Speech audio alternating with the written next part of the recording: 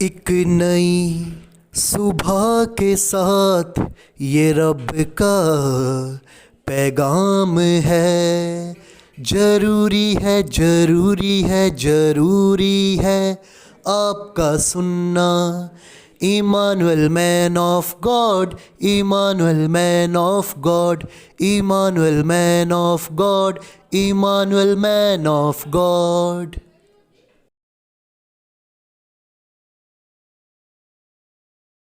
प्यारे दोस्तों, आप सबको जय मसीह की। Emmanuel man of God programme में आज का एपिसोड नंबर 11 है और आइए हम प्रार्थना के साथ शुरुआत करेंगे। Hallelujah, hallelujah, hallelujah. मेरे पिता प्रभु यीशु, खुदा बाप, जो आज का पैगाम पिता प्रभु यीशु, आपका वचन इनके साथ पिता प्रभु यीशु जी बांटा जाए। जीवित पिता, मैं ना बोलूं, आप मुझ में होकर बोलें। मेरी इन्हें समझाने में और इनकी समझने में सहायता करें। पिता प्रभु यीशु जी, आपका अनुग्रह मुझ पर बना रहे। पिता प्रभु यीशु, आपकी शक्ति कार्य करे, आपका वचन मुझ में और इनमें कार्य करे। पिता प्रभु यीशु, शैतान वचन को चुराने ना पाए। पिता प्रभु यीशु, इनमें से जीवित खुदा बाप वचन ठहरे और अद्भुत तरीके से काम करे। पिता प्रभु यीशु जी, आपकी इच्छा, आपकी मर्जी मेरे जीवन में और इनके जीवन में भी पूरी हो। पिता यीशु नाम में मांगता हूँ, आमीन, आमीन, आमीन। दोस्तों, आज का वचन है उपदेश, नाम है चैन। आज का उपदेश चैन।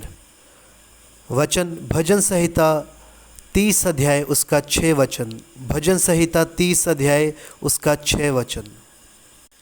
मैंने तो अपने चैन के समय कहा था कि मैं कभी नहीं टलने का। दोस्तों, हम भी अक्सर अपने सुख के समय में सोचते हैं कि यह समय बहुत अच्छा है और हम पर दुख भी आना है, यह भूल जाते हैं। और वचन हमें ये बताता है कि एक रोने का समय और एक हंसने का समय। आकाश के नीचे हर एक काम का एक समय है। और दाऊद परमेश्वर का धर्मी जन कह रहा है कि मैंने अपने चैन के समय कहा था कि मैं कभी नहीं टलने का। जैसे सिक्के के दो पहलुए होते हैं, और वैसे ही जीवन में समय एक सा नहीं रहता। सुख के साथ दुख है, जीवन के साथ मरण है और हंसने के साथ रोना है। हम अच्छे समय को जी भर के जिएं और ये भी मत भूलें कि बुरा समय भी निकट है, ज़्यादा दूर नहीं है, जो आना है। और अगर हमें परमेश्वर का साथ है तो उस बुरे समय से भी हम गुजर जाएंगे, उसमें फंसेंगे नहीं, उसमें से निकल जाएंगे। आइए हम आगे देखेंगे। सबोपदेशक 4 अध्याय उसका 6 वचन। सबोपदेशक 4 अध्याय उसका 6 वचन। चैन के साथ एक मुट्ठी उन 2 मुट्ठियों से अच्छा है जिनके साथ परिश्रम और मन का कुढ़ना है। दोस्तों, वचन में हम पढ़ते हैं कि जब परमेश्वर ने आदम की सृष्टि की, आदम और हवा को रचा, उनमें जीवन का श्वास अपना उनमें डाला और उन्हें अच्छी जगह अदन की वाटिका में रखा, जहाँ मृत्यु, मौत नहीं थी, जहाँ रोना नहीं था, जहाँ परिश्रम नहीं था। तब उनकी जीवन में परिश्रम नहीं आया। तब उनके जीवन में परिश्रम नहीं आया जब उन्होंने परमेश्वर की आज्ञा को नहीं माना, तब उनके जीवन में परिश्रम आया। बाद में आया श्राप, पहले आशीष आई। आशीष की ओर अपना मन ध्यान लगाएं और वचन हमें ये बताता है कि चैन के साथ एक मुट्ठी उन 2 मुट्ठियों से अच्छा है जिनके साथ परिश्रम और मन का कुढ़ना है।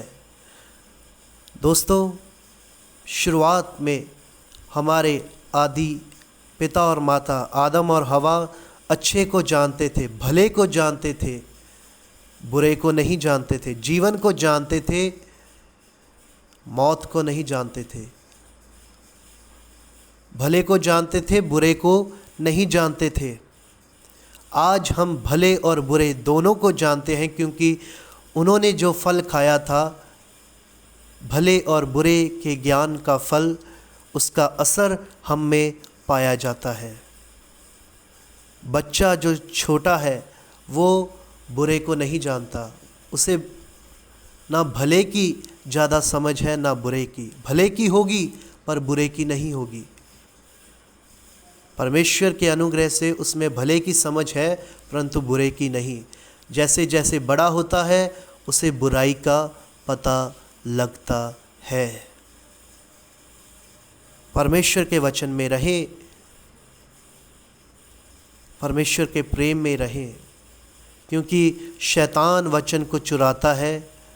ध्यान रखें कि अपने आप को परमेश्वर के अधीन कर दें, शैतान के अधीन मत करें, क्योंकि उसने पहले भी आदम हवा को धोखा दिया था और आज उनकी संतानों को धोखा देने में माहिर है, तेज है, चतुर है।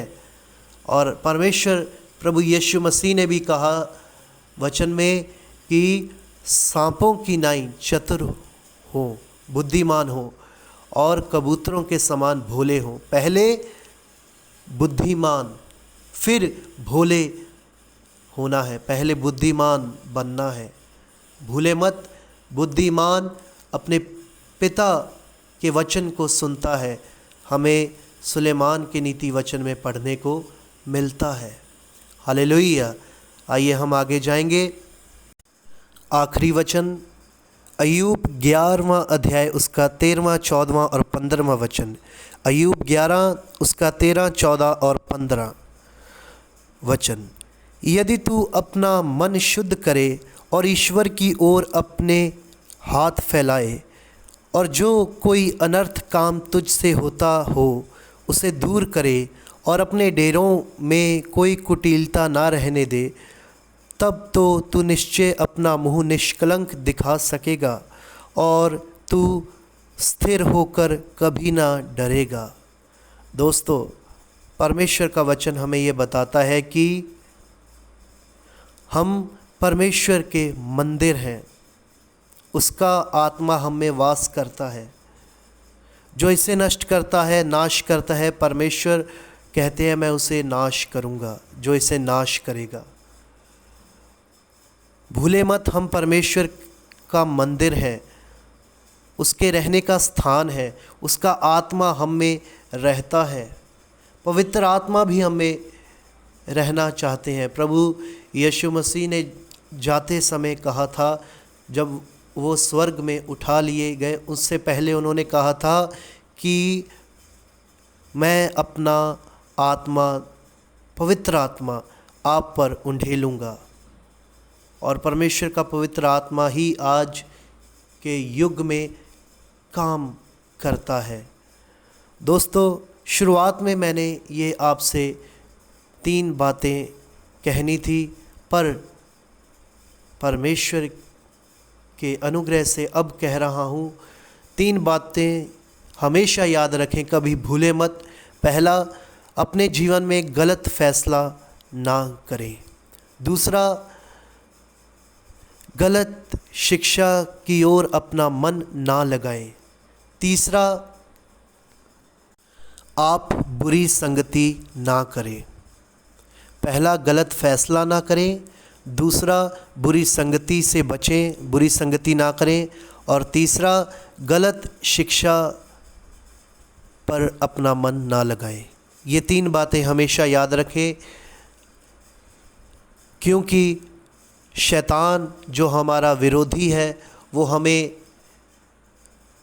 गिराने के लिए परमेश्वर की ओर से हमारा मन ध्यान हटाने के लिए कुछ भी कर सकता है।